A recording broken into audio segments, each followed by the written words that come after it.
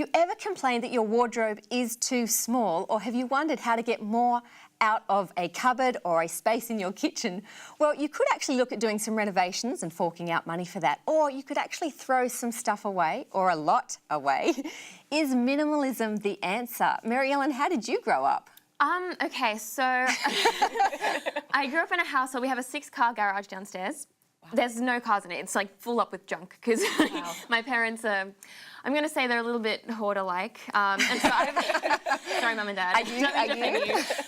No, I am the complete opposite. I'm very happy to, I don't have sentimental, value on things. I take a photo of them if they've got sentimental value and I throw them away. Oh, you take a photo of them and that's how you keep them? I take a photo of them. And often I find that's the reason people keep things. It's like, oh, it means so much to me, but take a photo, throw it away and have that space. And I'm very much all for minimalism. I think it's... But you know, like, if you have something and you throw it away, it's just in the landfill. It's not like it went into the... Exactly. Well, that's true. That's true. Recycle it.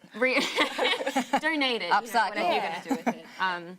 But things are so cheap these days. It's so easy to buy lots of things because, you know, we're mass manufacturing all this stuff and it's so easy to get your hands on now. And I don't know, I have fallen victim to that and I'm like, oh, I really don't need all this, but why do I go into the shop and see it and like it and want it anyway?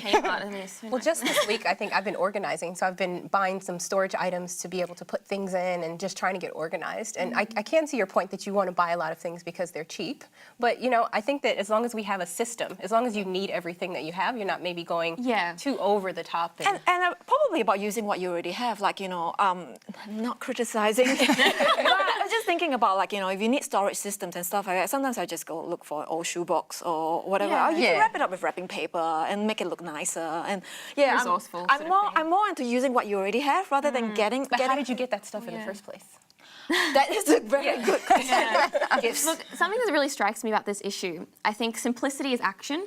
And it was said in a TED talk about it that allegedly, like in our society, thriving, we think it's dependent on having too much. And we measure success by how much excess we have. But it's really about changing your mindset and seeing success as so much more than just having stuff. Because, I mean, we live in such a fast-paced society and we have so little space in general that why would we want to just, like, clutter up our garage so we can't even get a car in there type thing? You see what I'm saying? Well, yeah, and that's the entire thing as well. You're just cluttering up our garage. But then, you know, if we throw away stuff, we're cluttering up the world and the landfill. Like, we're fast running out of land, and it's just all the toxic, everything that's coming out, and it's... Why do we need that much stuff? I don't know. I feel like we've sort of come from this place where we've gone beyond having our basic needs to actually wanting and almost demanding luxury. Yeah. And we sort of expect that as a norm now. You know, first, I think this is a first world problem because in other places there aren't people even having this conversation about should we get rid of stuff? We have too much stuff. That's the first thing. I think also as Christians... first world problem. It totally is. But I think also as Christians, we kind of put stuff on this extreme. Some people say that in Christianity, like if you have abundance, God is blessing you. Other people say if you don't have enough, that poverty is piety. And I don't think that God works in either of these extremes. I think that He's in our lives. Like some people have a lot, some people have a little. And I think it's about, as you said, Mary Ellen, the value that we place on things and our relationship with Him.